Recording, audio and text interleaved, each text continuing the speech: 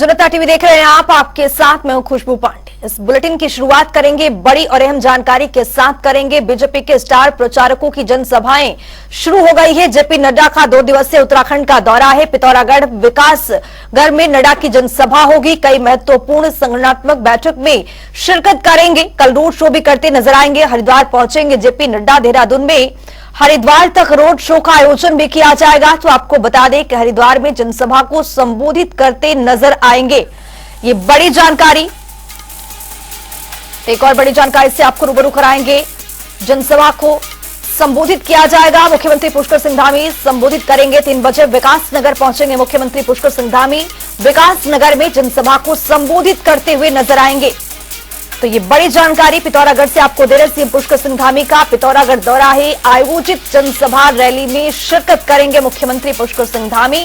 3 बजे विकास नगर पहुंचेंगे मुख्यमंत्री। तो विकास नगर में जनसभा को संबोधित करते नजर आएंगे। आगामी लोकसभा चुनाव को देखते हुए लगातार यहां पर सभी पार्टियों की ओर से अपनी ताकत झोंकी जा रही है। इसी बीच मुख्यमंत्री पुष्कर सिंह धामी भी 3 बजे विकास नगर पहुंचेंगे। मुख्यमंत्री जनसभा को संबोधित करेंगे।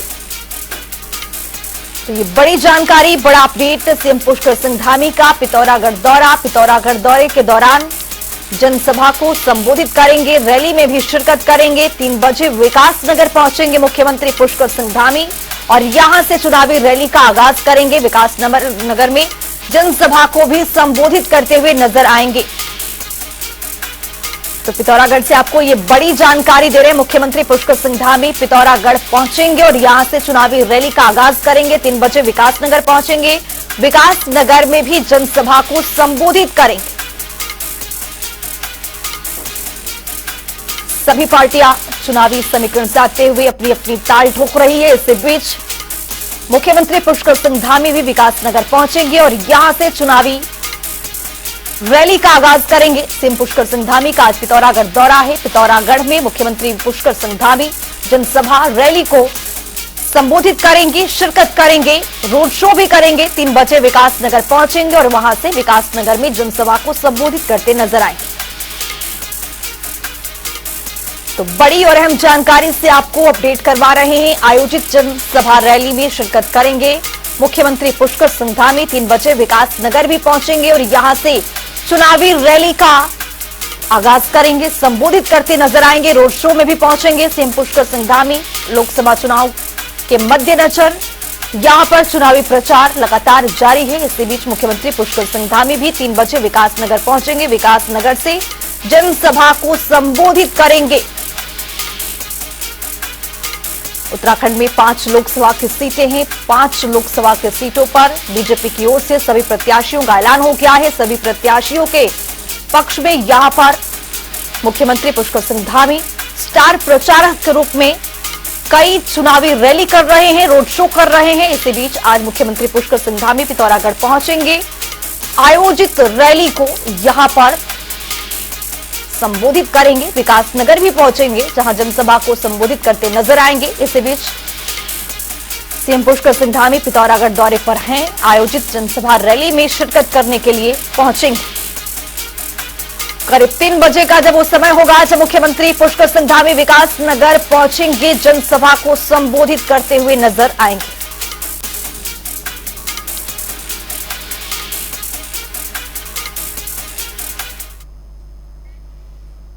उत्तराखंड में लोकसभा चुनाव का शंखनाद हो चुका है। नामांकन प्रक्रिया के समापन के बाद यहां से राजनीतिक पार्टियां धुआंधार चुनाव प्रचार में जुट चुकी है।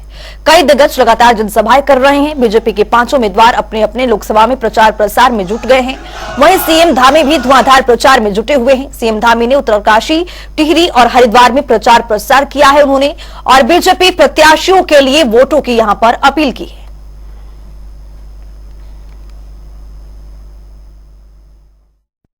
क्षेत्र में भी आगे निकल गया है। किस प्रकार से एक हमारी स्वदेश की बनी हुई तकनीकी से एक शानदार निर्माण कार्य हो रहे हैं। रेल हो, चाहे डिफेंस का सेक्टर हो या अन्य सेक्टर हो, आज मोदी जी के नेतृत्व में भारत विकास के नए नए आयाम स्थापित कर रहा है और अंतिम छोर पे खड़े हुए व्यक्ति के लिए काम हो रहे हैं। चाहे हम प्रधानमंत्री मोदी जी के बनने के बाद, अब लोग कहते हैं कि पहले में क्या हुआ, मोदी जी के समय में क्या हुआ। आप 2014 से पहले का समय याद करिए, कि लोगों के बैंकों में खाते भी नहीं होते थे, खाते केवल उनके होते थे जिनके पास बहुत रुपया पैसा होता था। मोदी जी ने बैंकों को, अमीरों के बैंकों के साथ साथ गरीबों का बैंक बनाने का भी काम किया। जन धन के खाते खुलवाए, निःशुल्क खाते खुलवाने का काम हुआ। उज्ज्वला योजना में हर घर तक गैस का सिलेंडर पहुंचा। 10 करोड़ से ज्यादा आज बहनें जो धुएं में अपना जीवन बिताती थी, उस धुएं से मुक्ति देने का काम किया। किसान समृद्धि योजना में प्रत्येक वर्ष किसानों के सम्मान के लिए 6,000 रुपए प्रत्येक वर्ष उनके खातों में भेजा जा रहा है। उनके लिए अनेक योजनाएं बनाई जा रही है। पीएम आवास योजना, जिसमें 4 करोड़ से ज्यादा मकान पूरे देश के अंदर बने हैं। उत्तराखंड के अंदर भी हमारे सबको पता है, पूरे देश के अंदर एक ही आवाज आ रही है कि मोदी जी की सरकार बनने वाली है। इसी प्रकार अगर आप पूछेंगे कि टिहरी लोकसभा से कौन जीतने वाला है, तो सब कहेंगे माला लक्ष्मी शाह जी जीतने वाली है, भाजपा जीतने वाले हैं, मोदी जी जीतने वाले हैं, घनसाली से हमारे जो है विधायक जी जीतने वाले हैं, हमारे मंच पर बैठे हुए सब लोग हैं और आप लोग सब जीतने वाले हैं। क्योंकि इस बार का चुनाव आम जनता और सामान्य जनता लड़ रही है। मोदी जी को तीसरी बार प्रधानमंत्री बनाने के लिए लोग सड़कों पर आ गए। कल मोदी जी रुद्रपुर आए थे और रुद्रपुर में बहुत ऐतिहासिक जन समर्थन वहां मोदी जी के प्रति लोगों ने वहां प्रदर्शित किया है। आज सारे कीर्तिमान ध्वस्त हो गए। 2 दिन पहले सूचना आई कि मोदी जी रुद्रपुर आने वाले हैं। हमारे सभी कार्यकर्ता भी आपसे निवेदन करने के लिए जा रहे हैं, आप भी जगह जगह जा रहे हैं। इस बार का चुनाव स्वयं जनता जो है सड़कों पर आकर मोदी जी को समर्थन कर रही है और जनता ने चुनाव अपने हाथ में ले लिया है। अब मैं उत्तराखंड के कोने कोने में जा चुका हूं और पिछले 4 महीने से 5 महीने से लगातार मैं लोगों के बीच में गया हूं। मातृशक्ति के भी बहुत बड़े बड़े आयोजन हुए हैं, मातृशक्ति के उत्सव हुए हैं। जिस प्रकार से माताओं बहनों ने सामने आकर हमको समर्थन दिया है, मोदी जी को प्रधानमंत्री बनाने के लिए जिस तरह उन्होंने दृढ़ इच्छा शक्ति का परिचय दिया है, उसके बाद कहने की आवश्यकता नहीं है कि उत्तराखंड की जो 5 की 5 सीटें हैं वो भारतीय जनता पार्टी जीतने जा रही है। बीजेपी के राष्ट्रीय अध्यक्ष जेपी नड्डा उत्तराखंड के दौरे पर हैं। इसके बाद कई अन्य नेताओं का भी उत्तराखंड आने का कार्यक्रम तय हुआ है। इस पर जानकारी देते हुए बीजेपी प्रदेश अध्यक्ष महेंद्र भट्ट ने बताया है कि रक्षा मंत्री राजनाथ सिंह और गृह मंत्री अमित शाह का भी उत्तराखंड आने का कार्यक्रम तय हुआ है। इसके साथ उन्होंने क्या कुछ कहा है, सुनिए। उनके भी कार्यक्रम बहुत सारे स्थानों पर लगाए। इसके साथ साथ अपने गृह मंत्री राजनाथ सिंह के कार्यक्रम को मिलने वाला है। अमित शाह जी जो हमारे गृह मंत्री, उनका कार्यक्रम को मिलने वाला है। रक्षा मंत्री राजनाथ सिंह के कार्यक्रम को मिलने वाला है। तो मैं कह सकता हूँ कि जिन जिन सूचों को मिले वो कार्यक्रम आ रहे हैं। और मुझे बात बताते हुए खुशी है कि माननीय मुख्यमंत्री जी 70 की 70 विधानसभा में के उर्दू दराज के इलाकों में जा रहे हैं। यहाँ तक अभी तक कोई मुख्यमंत्री को गए नहीं। जो 23 विधानसभा लोग हारे थे, उन विधानसभा का भूतपूर्व का मैं स्वयं देख रहा हूँ। मेरे साथ हमारे जो चुनाव समिति के संयोजक है नरेश धनखड़, अजय जी हमारे महामंत्री संगठन है। हर एक एक चुनाव की पद्धति की रणनीति में हम प्रत्येक दिन चर्चा करके निर्णय करते हैं। उत्तराखंड में प्रधानमंत्री नरेंद्र मोदी की पहली जनसभा रुद्रपुर में हुई, जिस पर कांग्रेस ने कई टिप्पणी भी की जो उन्हें पर भारी पड़ गई है। दरअसल बीजेपी नेताओं पर व्यक्तिगत टिप्पणी करने के मामले में कांग्रेस की सह प्रभारी दीपिका पांडे का चुनाव आयोग ने नोटिस जारी कर दिया है। बता दें कि दीपिका झारखंड मेहगमा विधानसभा सीट से विधायक हैं और चुनाव संचालन के लिए देहरादून आई हुई हैं। दीपिका पांडे पर आरोप है कि उन्होंने प्रधानमंत्री को लेकर व्यक्तिगत टिप्पणियां की है, जिसको लेकर चुनाव आयोग ने आचार संहिता का उल्लंघन माना है और उन्हें नोटिस जारी किया है। वहीं कांग्रेस प्रदेश अध्यक्ष करण महरा ने प्रतिक्रिया देते हुए कहा है कि सह प्रभारी ने कोई भी ऐसी चीज नहीं कही जिस पर नोटिस दिया जाए।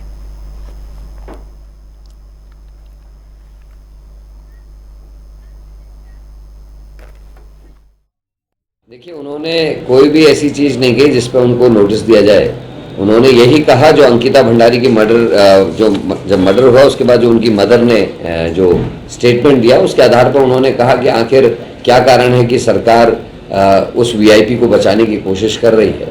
और उन्होंने सटायर में कहा क्योंकि जिस व्यक्ति का नाम उन्होंने लिया अंकिता की मदर ने, वो व्यक्ति कहीं ना कहीं उस संगठन से जुड़ा है, जो सरकार से जुड़ा हुआ संगठन है, और उसी का हवाला देते हुए उन्होंने कहा कि कहीं ये परिवार का व्यक्ति तो नहीं है, क्योंकि मोदी जी ने खुद कहा कि आरएसएस और बीजेपी मेरा पूरा परिवार है, ये सब लोग मेरे परिवार के लोग हैं, तो उसी पर बात की, इसमें कोई ऐसी बात नहीं। लोकसभा चुनाव में बीजेपी प्रत्याशियों के पक्ष में मतदान की अपील को लेकर बीजेपी हर स्तर तक जनता के बीच पहुंच रही है। इसी के चलते देहरादून शहर में बीजेपी कार्यकर्ताओं में मैं हूं मोदी का परिवार स्टिकर लगाकर बसों को हरी झंडी दिखाकर रवाना किया है। इस मौके पर राज्यसभा सांसद नरेश बंसल ने कहा है कि कांग्रेस के राष्ट्रीय अध्यक्ष ने कुछ समय पहले ये कहा था कि मोदी का कोई परिवार नहीं है। उन्होंने कहा कि देश की 140 करोड़ जनता ने इसका जवाब भी दिया है। कांग्रेस के नेताओं ने तंज किया कि मोदी का कोई परिवार ही नहीं है, तो देश की 140 करोड़ जनता ने विभिन्न रूपों में व्यक्त किया कि मैं हूं मोदी का परिवार। लोगों ने अपने घर पर स्टिकर लगा करके कहा ये घर है मोदी का परिवार, लोगों ने ऑटो पर लगा करके कहा इस ऑटो में है मोदी का परिवार, और आज सिटी बस वालों ने भी अपना समर्थन दिया है और ये स्टिकर लगाए हैं कि मैं हूं मोदी का परिवार।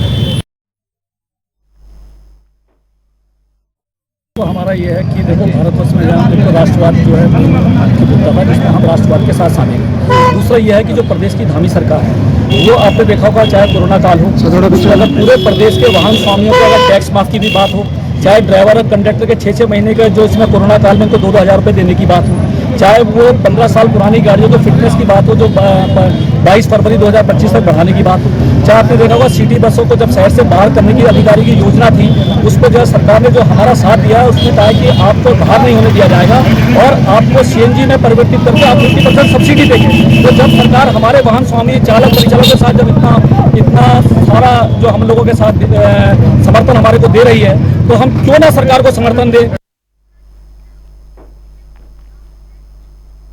लोकसभा चुनाव से पहले कांग्रेस पार्टी के कई नेता बीजेपी में शामिल हो रहे हैं। ऐसे में प्रदेश कांग्रेस अध्यक्ष करण मेहरा का एक बयान सामने आया। उन्होंने कहा है कि जिन लोगों के स्टोन क्रशर बंद होने की कगार पर थे और जिनके शिक्षण संस्थानों पर तलवार लटकी हुई थी, वही लोग ईडी और सीबीआई के डर से कांग्रेस पार्टी छोड़ बीजेपी में शामिल हो रहे हैं। साथ ही उन्होंने क्या कुछ कहा, सुनिए। कोई बड़ी बात नहीं, जो अपराधी हैं, जिनके इंस्टीट्यूट्स बंद होने की नौबत है, जिनके क्रैशर्स को नोटिस आए हैं या जिनको ईडी सीबीआई का खतरा है, वही लोग जा रहे हैं। और ऐसे लोग जाएं भी तो अच्छा है, बीजेपी को जवाब देना पड़ेगा कि जिनको स्वयं दागी बता रहे थे, जिनके ऊपर ईडी की जांच सीबीआई की जांच बैठा रहे थे, या जिनके क्रैशर्स में उन्होंने कुछ लगाया था अर्थदंड, उन्हीं लोगों को बीजेपी में क्यों शामिल किया जाए। लोकसभा चुनाव को सभी राजनीतिक पार्टियों की तैयारियां जोरों पर है। एक और जहां बीजेपी चुनाव में 400 पार के नारे पर काम कर रही है, तो वहीं दूसरी ओर इंडिया गठबंधन भी अपनी पूरी ताकत के साथ चुनावी मैदान में है। इसी कड़ी में देहरादून प्रेस क्लब में इंडिया गठबंधन की संयुक्त प्रेस कॉन्फ्रेंस का आयोजन किया गया, जिसमें कांग्रेस और आम आदमी पार्टी के प्रदेश अध्यक्ष मौजूद रहे। इस दौरान दोनों ही नेताओं ने बीजेपी पर जमकर हमला भी बोला है।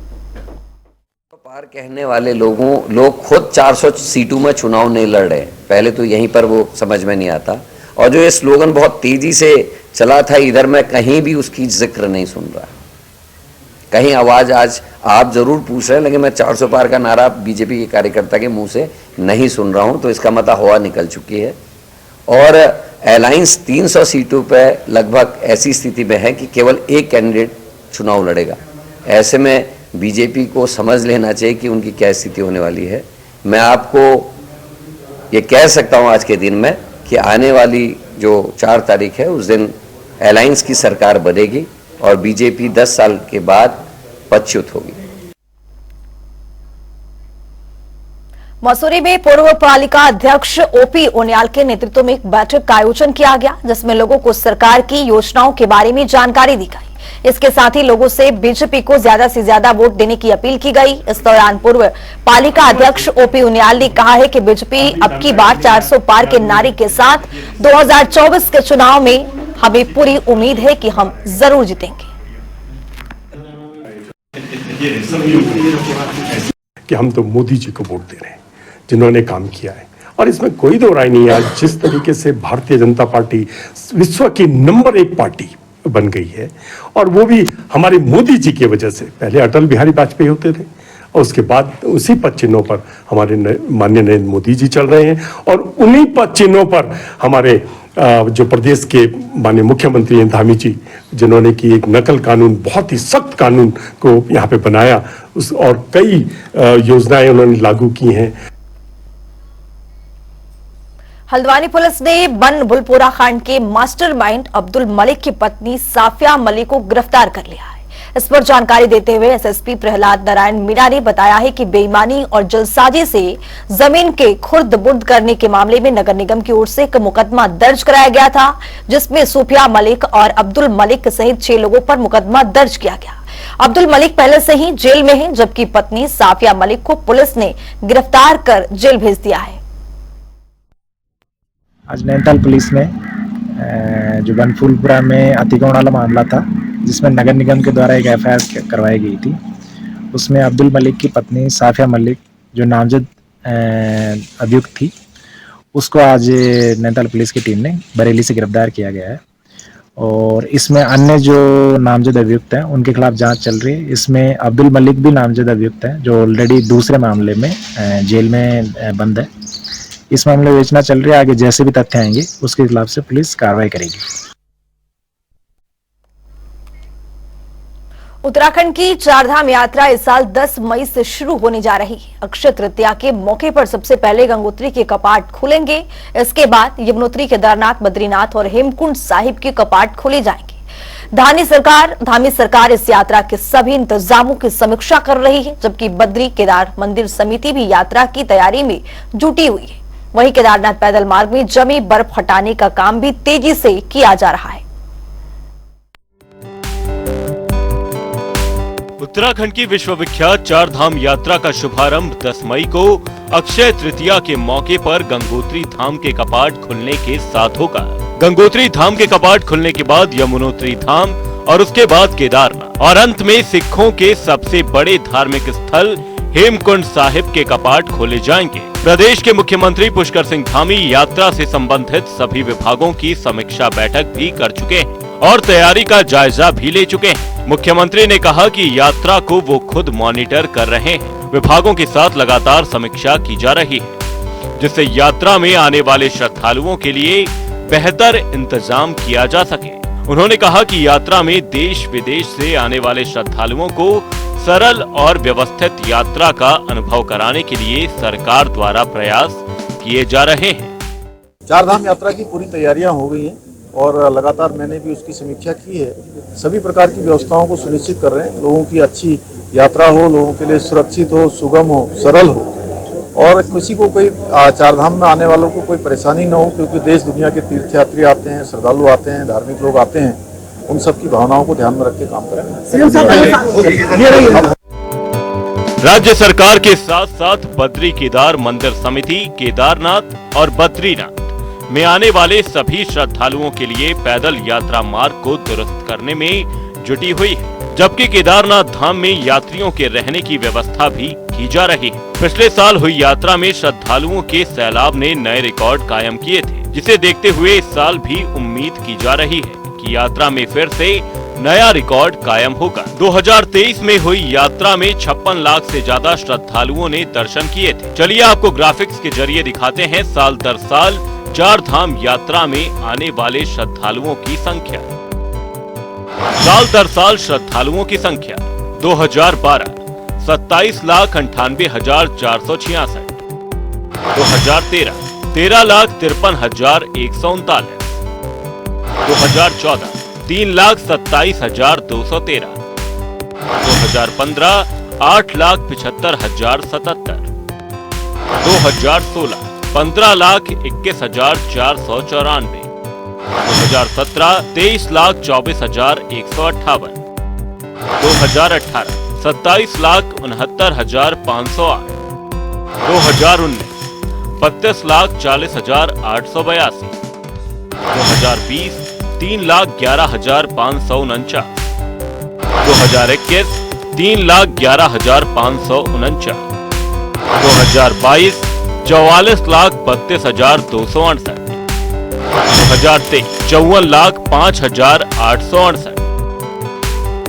बद्रीनाथ केदारनाथ मंदिर समिति के अध्यक्ष अजेंद्र अजय ने कहा कि पिछले 2 सालों में 4 धाम यात्रा में बड़ी संख्या में श्रद्धालु उत्तराखंड पहुंचे हैं। देखिए, आप जानते हैं कि विगत 2 वर्षों में जो 4 धाम यात्रा है वो उसने एक नया कीर्तिमान स्थापित किया है और लगातार श्रद्धालुओं की संख्या, तीर्थयात्रियों की संख्या नए कीर्तिमान स्थापित कर रही है। तो स्वाभाविक रूप से इस वर्ष भी हमें अनुमान है और सूचनाएं भी प्राप्त हो रही है कि बड़ी भारी संख्या में श्रद्धालु तीर्थयात्री हमारे धामों में आएंगे। तो उस अनुरूप हम अपनी तैयारियों को अंतिम रूप दे रहे हैं। प्रदेश सरकार के स्तर से भी, माननीय मुख्यमंत्री जी के स्तर से भी आपके संज्ञान में होगा कि विगत दिवस उन्होंने सचिवालय में जो यात्रा व्यवस्था से जुड़े विभिन्न विभाग है, एजेंसियां, उनके जो वरिष्ठ अधिकारी हैं उनके साथ में व्यापक रूप से समीक्षा करी और यात्रा की तैयारियों को लेकर के विभागों की कार्य योजना पर उन्होंने जानकारी वो करी और जो भी उनको आवश्यक लगा उसमें उन्होंने आवश्यक सुधार की जो गुंजाइश जहां पर लगी उस संदर्भ में भी निर्देशित किया है। और माननीय मुख्यमंत्री जी का निर्देश है कि जो भी श्रद्धालु तीर्थयात्री हमारे धामों में आते हैं वो हमारे प्रदेश के अतिथि हैं और उनके प्रति हमारी अतिथि देवो भव की भावना होनी चाहिए। वहीं साल 2013 की आपदा के बाद केदारनाथ धाम में केंद्र सरकार के सहयोग से पुनर्निर्माण कार्य किया जा रहा है, जो विपरीत मौसम में भी किया जा रहा है, जिसे जल्द ही पूरा कर लिया जाएगा। बीकेटीसी अध्यक्ष अजेंद्र अजय ने कहा कि केदारनाथ में मौसम काफी खराब रहता है, कभी बारिश तो कभी बर्फबारी के चलते पुनर्निर्माण कार्यों में रुकावट होती है। बावजूद इसके काम कर रही एजेंसियां अपने कार्यों को पूरा करने में जुटी हुई है।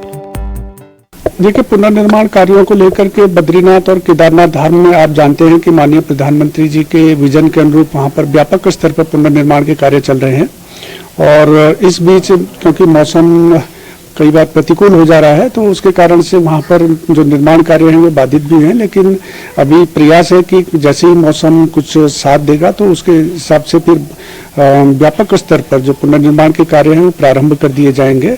और विपरीत मौसम के बावजूद वहां पर कई चुनौतियां रहती हैं, लेकिन उसके बावजूद जो हमारी एजेंसियां हैं वो बहुत अच्छे तरीके से पुनर्निर्माण के कार्यों को वहां पर अंजाम दे रही है। देहरादून से जनता टीवी के लिए नवीन शुक्ला की रिपोर्ट।